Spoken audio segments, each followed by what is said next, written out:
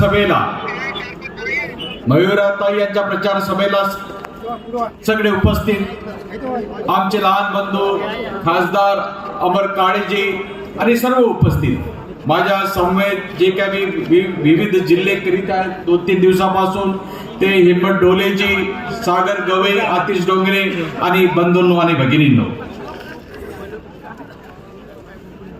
आजची ही निवडणूक, ही येणारी निवडणूक अतिशय महत्वाची आहे. आपल्या मुलाबाळांचं भविष्य या निवडणुकीवरती निर्भर राहणार आहे. कारण की संविधान धोक्यात आहे. संविधान बदलण्याचा कट यांनी रचलेला आहे. मला अजूनही आठवतं, काही वर्षापूर्वी मी माझ्या रिपब्लिकन पक्षाच्या उमेदवाराला, कर्नाटकमध्ये असलेल्या उमेदवाराला जो उभा होता, त्याच्या प्रचारार्थ मी विमानाने चाललो होतो. माझ्या समोर एक वर्तमानपत्र आलं. चार्ल्स, जो राजा चार्ल्स आहे, त्याला नातू झाला होता. त्या वर्तमानपत्रात लिहिलं होतं की अ प्रिन्स इज बॉर्न, म्हणजे राजपुत्राचा जन्म UK मध्ये, इंग्लंड मध्ये झाला. आपल्या देशामध्ये राजपुत्राचा जन्म होत नाही.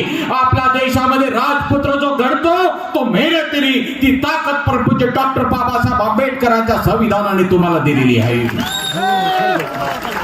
तुमच्यामध्ये सुद्धा हिंमत असेल, तुमच्यामध्ये सुद्धा ताकद असेल, तुम्ही सुद्धा चिकाटी करण्याची तुमच्यामध्ये जिद्द असेल, तर तुम्ही सुद्धा डॉक्टर, इंजिनियर, कलेक्टर, या देशाचे पंतप्रधान आणि देशाचे राष्ट्रपती बनू शकता. अशी ताकद परंतु डॉक्टर बाबासाहेब आंबेडकरांच्या संविधानाने तुम्हाला दिली. आणि हे संविधान, ज्या संविधानाला तुम्हाला समान हक्क मिळणार आहे, ते संविधान पायदळी तोडण्याचं काम हे करताय.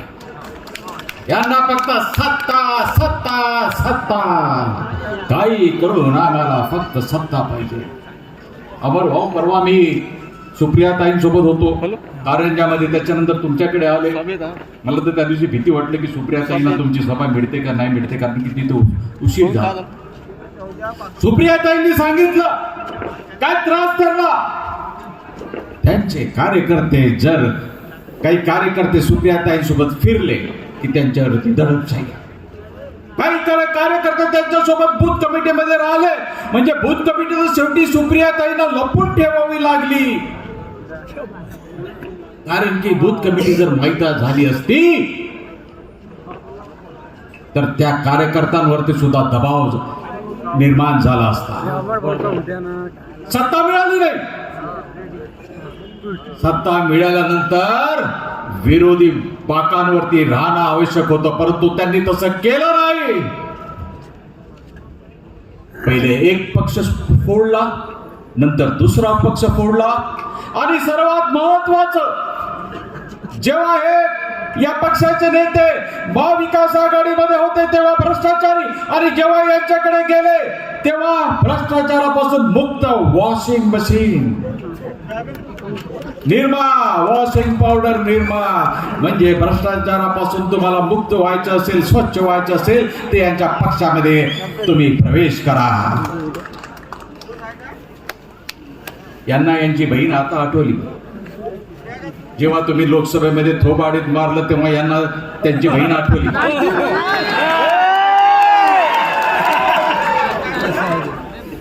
एका हाताने देणं आणि त्याच्यापेक्षा जास्त घेणं. तेल वाढलं, तूप वाढलं, साखर वाढली, पेट्रोल वाढलं, आणि यात बहिणींचं सिलेंडर तिप्पट झालं. आताच मी ब्रह्मपुरी मधून प्रियंकाजी गांधी यांच्या सोबत होतो. सभा झाली. प्रियंकाजी म्हणाल्या की बहिणींवरती तर प्रेम करतात पण त्यांची दिशाभूल करतात.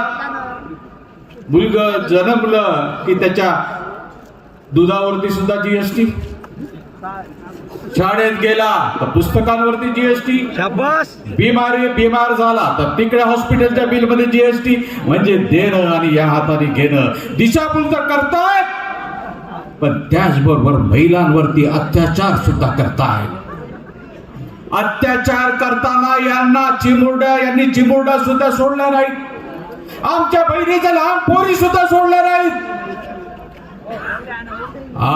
मी आज म्हणतो तुम्ही 1,500 रुपये देतायत ना, त्या तुमच्या बहिणीनं सांगा की आम्हाला अत्याचार करायचा पण आम्ही 1,500 नाही 1.5 लाख द्यायला तयार आहोत. काय तुमच्या बहिणी तुम्हाला करतील हे अभ्यासानंतर सांगा. तुमच्या थोबाडीत मारल्याशिवाय राहणार नाही. आमचं सरकार येऊ द्या.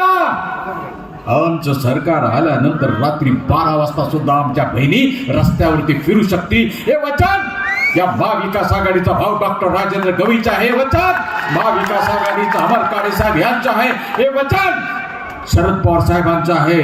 हे वचन राहुल गांधींचं आहे. हे वचन उद्धव ठाकरेंचं वचन आहे.